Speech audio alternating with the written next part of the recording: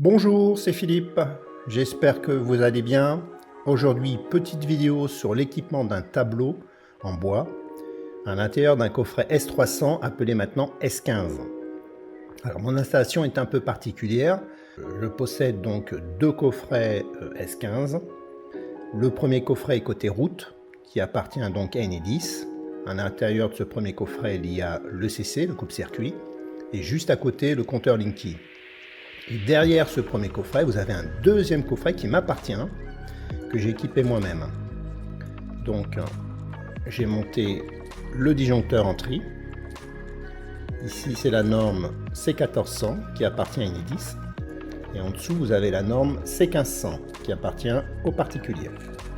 Oui, j'oubliais. Pourquoi rajouter un disjoncteur dans le coffret S15? Tout simplement parce que mon point d'alimentation est à plus de 30 mètres. Donc on est obligé de rajouter un premier disjoncteur dans le coffret et un deuxième qui est dans mon tableau côté maison. Sous le disjoncteur, vous avez 4 fils souples de 16 mm² qui va alimenter le boîtier tétra. Alors sur ce boîtier tétra, vous avez 4 barrettes. La première barrette, c'est le neutre. La deuxième barrette, c'est la phase 1. La troisième barrette, c'est la phase 2. Et la quatrième barrette, c'est la phase 3. Le boîtier tétra va m'alimenter mon garage qui est séparé de ma maison. Donc l'alimentation du garage sera en tri parce que je possède des machines industrielles et la maison sera alimentée en mono. Une installation comme cela obligera de bien répartir la consommation sur chaque phase afin d'éviter que le disjoncteur s'ouvre. Une prise IPRA mono de 16 A a été rajoutée afin de connecter un groupe électrogène qui alimentera donc la barrette neutre et la phase 1. Donc la phase 1 alimentera une partie de mon garage et la totalité de ma maison. Alors pour brancher le groupe électrogène, il y aura une procédure à suivre parce que j'ai pas mis d'inverseur de source, donc il faudra surtout pas oublier d'ouvrir le disjoncteur afin d'éviter que le groupe électrogène alimente le réseau Enedis. Une prise de 220 volts a été rajoutée sur le tableau, qui est protégée par un interdifférentiel et un disjoncteur. Alors cette prise me servira pour le bricolage dans le jardin, afin d'éviter de tirer des enrouleurs. Au niveau sécurité, j'insiste bien, il n'y a aucune pièce sous tension nue accessible.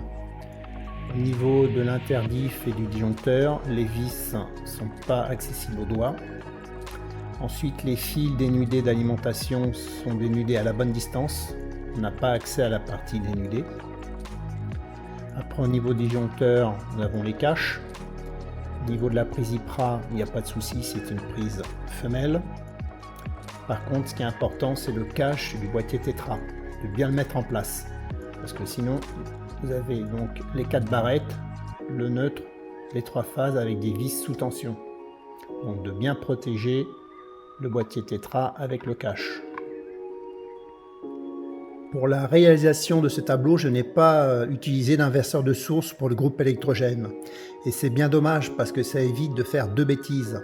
La première, c'est de réinjecter du courant sur le réseau EDF par le biais du groupe électrogène. Et ensuite, la connexion du groupe électrogène sur le tableau. Je m'explique. J'ai fixé une prise IPRA femelle mono en 16 A. Et si je veux alimenter cette prise par mon groupe électrogène, il faut que la prise soit en mâle. Et si je démarre le groupe électrogène avant de connecter la prise sur son socle, je suis sous tension, donc danger. Donc l'inverseur de source est quand même très pratique. Mais dans mon cas présent, il faudra faire une procédure pour bien ouvrir le disjoncteur afin d'éviter d'envoyer du jus du groupe électrogène sur le réseau et de démarrer le groupe électrogène après avoir connecter la prise sur son socle. Vue arrière du tableau en bois.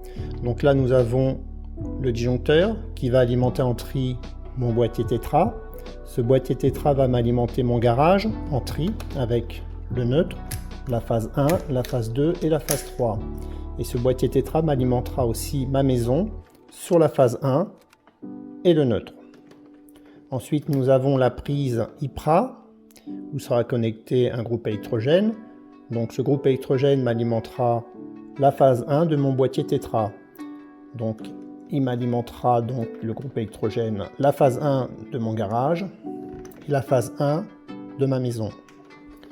Ensuite, ce câblage là sert pour la protection de la prise jardin.